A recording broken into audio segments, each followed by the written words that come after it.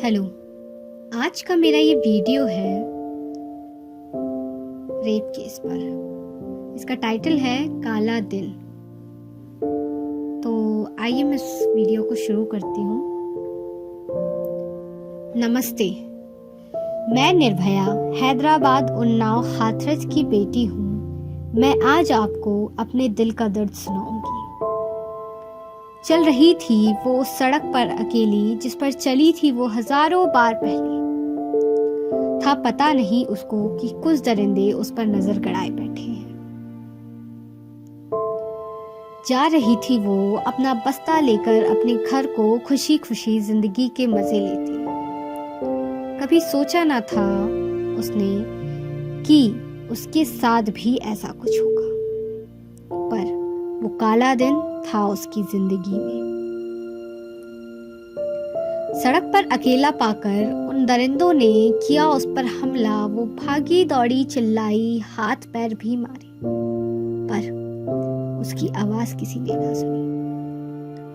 कर दिया गया उसके कपड़ों को तार तार, उसकी रूह को कुचल दिया, उसके मुंह में डालकर कपड़ा उसकी आवाज को दबा दिया।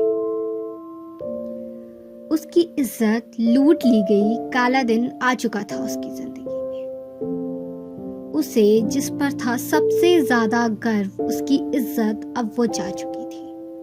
मौत नहीं हुई थी उसकी, पर अब वो जिंदा भी नहीं थी। उन दरिंदों ने उसके शरीर में सरिया डाल दिया था, उसे जला दिया था, और अब वो अस्पताल के एक कमरे में जिंदगी और मौत की जंग लड़ रही थी। उसके परिवार की हालत हम सपने में भी नहीं सोच सकते। उसके माता पिता टूट चुके थे। माँ कह रही थी, हो क्या गया मेरी फूल सी बच्ची को, इसने किसका क्या बिगाड़ा था। कितने बड़े बड़े सपने संजोए थे हमने तेरे लिए।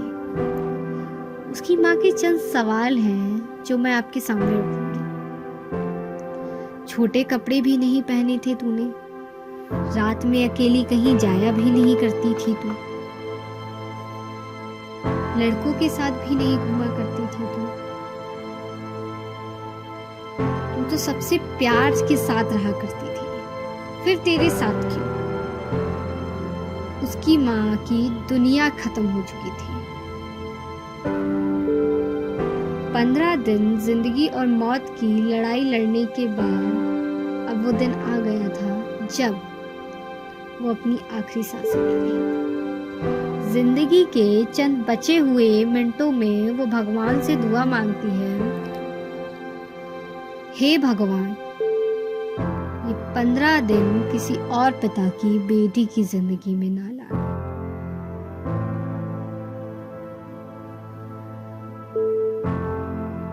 उसकी माँ की आंखों से उस दिन आंसू नहीं बहे। उस दिन उसकी माँ की आंखों से खून बह रहा था। मेरे भी चंद सवाल हैं। क्या 4 दिन टीवी चैनल की हेडलाइन बनाकर या मोमबत्ती लेकर घर से बाहर निकलना या उसकी फोटो या उसका नाम अपने सोशल मीडिया में डीपी और स्टोरी में डालना, क्या इतने में हमारी जिम्मेदारी खत्म होती है? क्या नए कानून बनाकर रेप रुक गया? नहीं, नहीं रुका, और रुकेगा भी नहीं।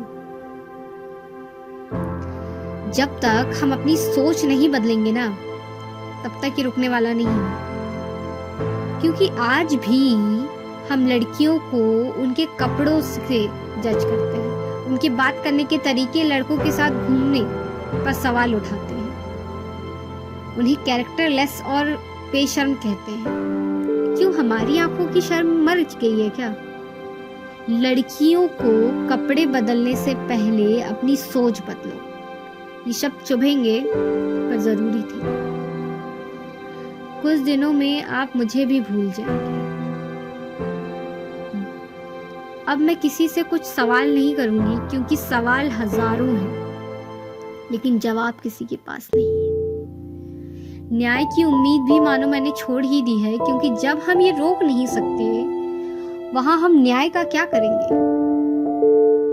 जब हम उसकी इज्जत नहीं लौटा सकते, उसकी जिंदगी नहीं लौटा सकते, तो वो उसका परिवार 25 लाख, एक घर, एक सरकारी नौकरी का क्या करेगा?